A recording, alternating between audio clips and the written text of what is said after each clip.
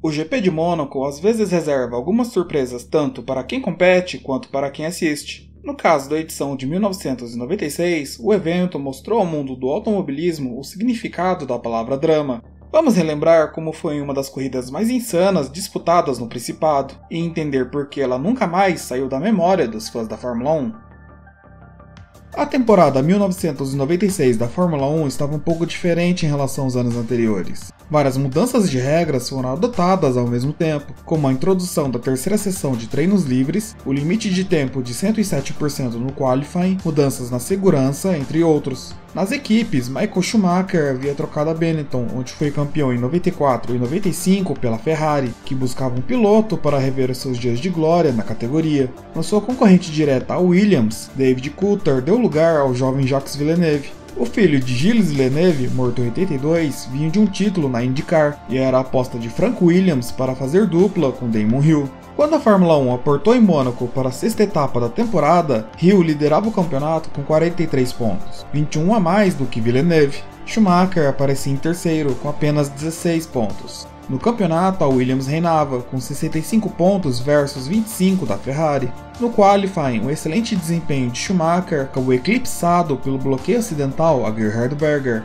O piloto da Benetton ainda estava em volta rápida quando encontrou Schumacher lento na saída do túnel. O piloto da Ferrari estava em sua volta de desaceleração e tentou sair do caminho de Berger, mas o austríaco precisou desviar e o movimento fez a Benetton rodar. Mesmo com a atrapalhada, Schumacher permaneceu com o tempo de 1 minuto, 20 segundos, 356 milésimos, o que lhe dava a pole position. Damon Hill vinha logo em seguida, 510 milésimos atrás do alemão. Completando o top 10 tivemos Jean Alesi, Berger, Coulthard, Rubens Barrichello na Jordan, Ed Irvine, Heinz-Harald Frentzen e Villeneuve apenas em décimo. No meio pro fim do grid apareciam as duas Ligier Mugen Honda de Olivier Panis em 14º e do brasileiro Pedro Paulo Diniz em 17º. Panis havia sido campeão da Fórmula 3000 Internacional em 93 e alcançou a Fórmula 1 através da própria Ligier em 94. A equipe não era capaz de lutar por vitórias, mas o francês conseguia pontas aqui e ali, incluindo pódios no GP da Alemanha de 94 e na Austrália em 95. Quando chegou em Mônaco, Panis havia pontuado apenas no GP do Brasil, a segunda prova do ano. Na frente, a pole position de Schumacher era bastante valiosa. Ficando para trás na disputa, aquela era uma oportunidade perfeita para o alemão abocanhar uma vitória, já que as ruas estreitas do Principado praticamente não permitem ultrapassagens. Vencer no qualifying de Mônaco é vencer praticamente metade do GP, e Schumacher sabia disso. No dia da corrida, 19 de maio de 1996, Panis foi o mais rápido do warm-up. Essa era uma sessão que acontecia horas antes das provas e durava apenas 30 minutos, servindo para equipes e pilotos sentirem a pista antes das corridas. Entre a sessão final e o GP, uma forte chuva caiu no traçado, e por isso a organização decidiu dar outros 15 minutos para os pilotos irem à pista. A decisão foi tomada levando em consideração que aquela havia sido a primeira chuva em todo o final de semana, o que poderia pegar todos os pilotos de surpresa. Na sessão extra foram à pista alguns pilotos, sendo que Mika Häkkinen da McLaren e Andrea Montermini da Forte Corse chegaram a bater. Jean Alesi teve um furo de pneu no final do tempo, mas conseguiu retornar aos boxes sem maiores consequências. A equipe Footwork evitou a sessão, já que não possuía peças reservas para consertar os seus carros em casos de acidente. Esse foi o caso para vários pilotos, que evitaram tempo extra. No fim, Häkkinen foi o mais rápido, seguido por Alesi, Barrichello e Johnny Herbert.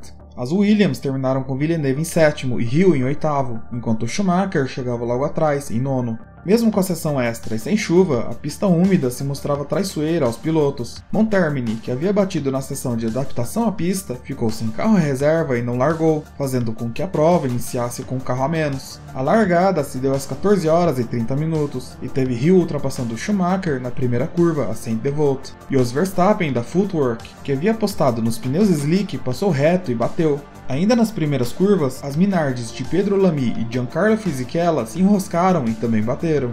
Na entrada da Portier, Schumacher perdeu o controle e foi para o guardrail, abandonando a prova. Na Rascasse foi a vez de Barrichello rodar e abandonar. Só na primeira volta, 5 carros já haviam saído, e a coisa foi piorando. O Kyuka Tayama da Tyrrell bateu na segunda volta, Ricardo Rosset da Footwork na volta seguinte, e 2 voltas depois, Diniz abandonou com problemas na transmissão. Enquanto isso, Hill, Alesi e Berger abriam grande espaço para Irvine da Ferrari. Atrás do britânico, uma fila de 8 carros se formou, até que Frentzen da Sauber danificou a asa dianteira ao tentar passar pela Ferrari na 17ª volta. Com o acidente, o alemão caiu para penúltimo, à frente apenas da Ford Corse de Luca Badoer. A essa altura, um trilho já havia se formado no asfalto, tornando a pilotagem um pouco mais fácil e rápida. A condição de pista começou a favorecer os pilotos com pneus de pista seca, e todo o grid começou a fazer as suas paradas. A vítima seguinte de Mônaco foi Martin Brundle, da Jordan, que rodou e bateu na 30ª volta. Hill fez o seu pit stop por pneus secos e perdeu brevemente a liderança para Alesi, mas isso durou pouco, já que o piloto da Benetton permaneceu no traçado com pneus de pista molhada, e na volta seguinte a Williams novamente alcançou e ultrapassou Alesi. A Benetton então chamou seu piloto para finalmente fazer a troca, dando 30 segundos de vantagem para Hill. 3 voltas depois, Irvine foi ultrapassado por Panis no hairpin da Lowe's. O piloto da Ferrari teve o carro empurrado e conseguiu voltar à prova, mas enquanto tentavam fazer o carro pegar, Irvine ficou impaciente e soltou os cintos de segurança. O piloto voltou aos boxes e pediu desesperado para que recolocassem o cinto. Com toda a bagunça, Irvine foi ultrapassado por todos e caiu para o último. Panis desenvolvia um ritmo bastante forte para a pista e por várias voltas foi o piloto mais rápido da corrida, emplacando volta rápida em cima de volta rápida. Hill ia tranquilo na liderança de uma corrida que já estava fadada a terminar pelo limite de tempo. A tranquilidade acabou quando uma bomba de óleo quebrou, fazendo o motor Renault estourar. Alesi então herdou a liderança da prova, sendo que haviam apenas 10 pilotos restando na pista. Quando tudo parecia resolvido, o piloto da Benetton teve problemas em sua suspensão e também precisou abandonar. A liderança da corrida estava finalmente no colo de Panis, que permanecia tendo um bom desempenho na prova. 6 voltas depois, Badoer se enrolou ao precisar abrir caminho e obstruiu Villeneuve na Mirabeau. Com o toque, os dois pilotos saíram do GP a 10 minutos do fim. Até esse momento, os sobreviventes eram Panis, Coulthard, Herbert, Frentzen, Salo, Hakkinen e Irvine. 7 pilotos restantes não havia como ficar pior, havia? Irvine provou que sim quando resolveu fazer mais um pit stop. Pouco tempo depois de voltar à pista, o piloto da Ferrari rodou no mesmo ponto em que Schumacher havia batido no começo do GP. Ao tentar voltar à corrida, Irvine ficou no caminho de Salo e Hakkinen, que bateram um na traseira do outro. Os três abandonaram a prova, faltando 5 minutos para o fim. A essa altura, sobravam apenas Panis, Coulthard, Herbert e Frentzen. Nesse momento, uma garoa começou a cair no traçado, e a pista voltou a ficar escorregadia. Coulthard, por sua vez, se aproximou de Panis, enquanto as equipes se preparavam nos boxes para possíveis pitstops. Dos 4 restantes, apenas Frentzen, em último, fez mais um pitstop. O piloto da McLaren, por mais próximo que estivesse de Panis, resolveu se segurar e terminar a prova intacto. Completando 75 voltas de 78 planejadas, Olivier Panis venceu a prova, seguido pelos 3 sobreviventes Coulthard, Herbert e Frentzen. Mika Salo e Mika Hakkinen, embora tenham batido na volta 70, também foram contabilizados para receber pontos, lembrando que em 96 apenas os 6 primeiros eram pontuados. Após cruzar a linha de chegada, Panis conseguiu uma bandeira da França e com ela completou a volta da vitória, bem ao estilo que Senna fazia anos antes. A conquista do GP Monegasco foi a única vitória de Panis na Fórmula 1 e a última das 9 vitórias do time francês na categoria. Aquele também foi o último ano da equipe no grid, já que no final do ano a Ligier acabou comprada por Alain Prost, sendo renomeada como Prost Grand Prix no ano seguinte, 97.